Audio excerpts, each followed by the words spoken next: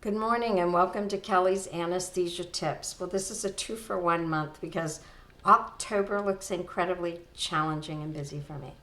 So I will be traveling next week, and when I get back, I'll be slammed. So I'm going to do a really quick one. And this is thank you, Leslie, for saying something, because I take things for granted sometimes that that we remember or know things about anesthesia that are interesting anecdotes. And this was something that she was learning and that I've known for a long time, but it just doesn't come up in discussion. But it's an homage to our women in anesthesia. There are many of them, but it's going to be a quick one. So I just want to point out a couple. The first one is, and she's a giant in anesthesia history, Virginia Apgar. If you have children or are going to have children or know anyone who has children, which should cover all of us, this amazing woman is the one who is responsible for establishing what's known as the Apgar, A-P-G-A-R, that's actually her name, score, in 1952.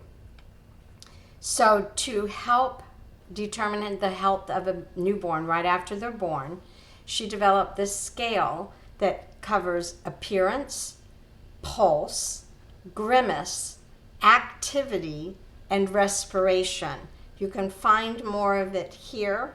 I will put links to some of the resources, but loving AI mode for things like this.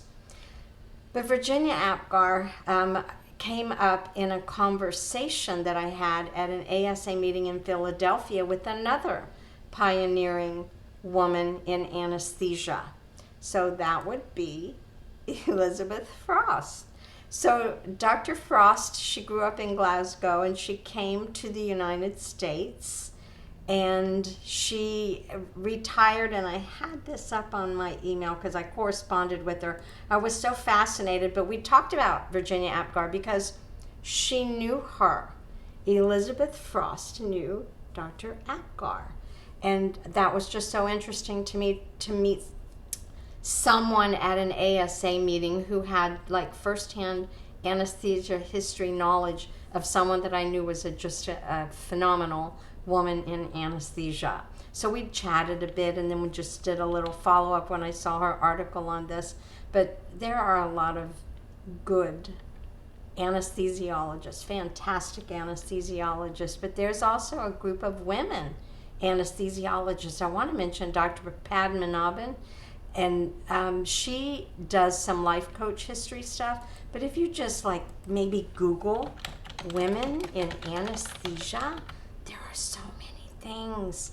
They have. Now, I'm not an anesthesiologist, you guys know that, but I love anesthesia with a passion.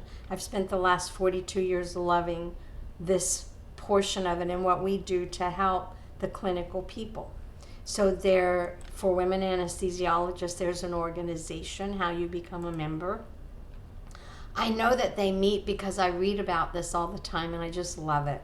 Because one of the things that I thanked Dr. Foster for when I got an opportunity to meet with her in Philadelphia was one of the things that she had worked on was getting payment for women anesthesiologists on par with men anesthesiologists. And you may not even realize that those have been struggles for women for many years. So very pro-woman, very pro-anesthesia giants that are women, men too, but I'm just focusing on Apgar and Elizabeth Frost.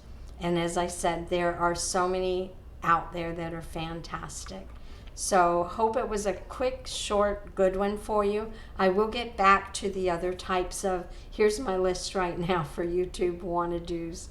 I have direction versus supervision. That was important after the recent court case. I did a video on that. Qualifying circumstances that are changing. The No Surprises Act I've been putting on hold for a while because of how much it changes. Documentation for clinical staff, diagnosis coding for anesthesia resources, and then best resources for your post-operative pain management. That's my to-do list, what I want to get around to. And as I say, if there's anything else that you see, I'm going to go back to here, so hopefully I can have that as a page. Anything that you see that you think that you would like me to do a YouTube on, I do take comments, and I am happy to do a YouTube for you. So I'm going to finish this with, be kind to one another, generous with your knowledge. Make sure you support anesthesia meetings. We've got a couple of them coming up. I'll put links to that as well. November virtual, January at the Paris and Vegas, and April in Phoenix at, I want to say it's a casino. It's going to be great. It's not yet up on the AIA BPM page, but it will be soon. All right, you guys have a wonderful, man, this year's flying by. Have a wonderful October.